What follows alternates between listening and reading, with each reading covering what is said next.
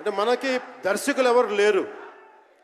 నన్ను అందరూ కూడా ఈ రీమేక్ చేస్తే వీడితో పని అయిపోతే డబ్బులు వస్తాయి, వీడికి రీమేక్ చేస్తే డబ్బులు వస్తాయి. మధ్యలో నేను చేసిన పాపం వల్ల జస్ట్ ఒక ఫ్లాప్ తీసాను అంతే. ఆ ఫ్లాప్ తర్వాత నా గ్రిప్ రాలే మళ్ళీ ఫిల్మ్ ఇండస్ట్రీలో. మళ్ళీ నాకు నిలబడింది ఒక త్రివిక్రమ్ శ్రీనివాస్ నిలబడ్డాడు నా కోసం.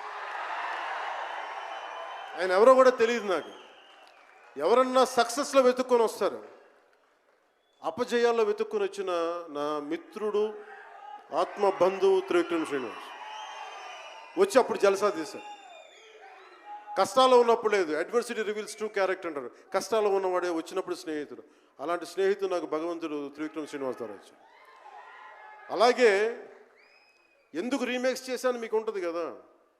నా పార్టీని ఎవడు నడుపుతాడు? కొత్త కథలు తీస్తే ఎప్పుడో వెళ్ళిపోద్ది. నా భార్యని కానీ నా పిల్లల్ని కానీ ఎవరు పోషిస్తారు? నేనే పోషించుకోవాలి, దానికి డబ్బులు కావాలి, పార్టీ నడపాలి. వీటన్నిటికీ రీమేక్ అనేది నాకు కొంచెం ఈజీ దారైంది. సొంత సినిమాలు కొత్త సినిమాలు చేయలేక కాదు, వేరే దారి లేక. నాకు దేశం పిచ్చి, సమాజ బాధ్యత పిచ్చి, సినిమా మీద ఉన్న కరెక్టే. మీరంటే నేనంటే మీకు పిచ్చి. అలాంటి నేను ఒక మంచి సినిమా రావాలని కోరుకుంటే అది రత్నం గారి ద్వారా వచ్చింది.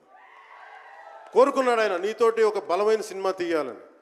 ఏదో ఆయన కూడా ముందు రీమేక్ వచ్చారు, అవి అటు ఇటు తిరిగి యాక్చువల్గా క్రిష్ గారి వల్ల ఈ సినిమా వచ్చింది. ముందు జాగర్లమూడి క్రిష్ గారికి మనందరం ముందుగా కరతాళ ధ్వనుల ద్వారా చాలా బలంగా తెలియజేయాలి.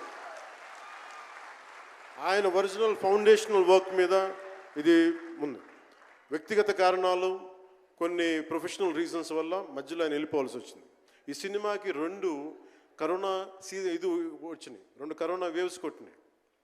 దాని మధ్యలో నలిగిపోయింది సినిమా.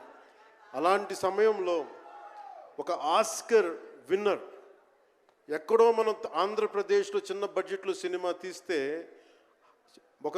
మన బడ్జెట్స్ ఎంత ఉంటాయి? 10 కోట్లు 15. అలాంటి సినిమాల నుంచి సంగీత దర్శకత్వం వహించి మనం పెట్టే నాటు నాటు నాటు అనే పాట ప్రపంచమంతా ఉర్రూతో లూగిస్తుంది అనేది తెలియజేశారు కీరవాణి గారు.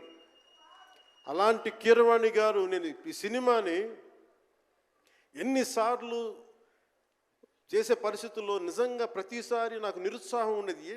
నాకు తెలుస్తూ ఉంటుంది కదా, నిస్పృహ వచ్చినప్పుడల్లా ఆయన ఏదో ఒక ట్రైలర్ రిలీజ్ అయ్యేది, ఆయన మ్యూజిక్ చూస్తే మళ్ళీ ఒక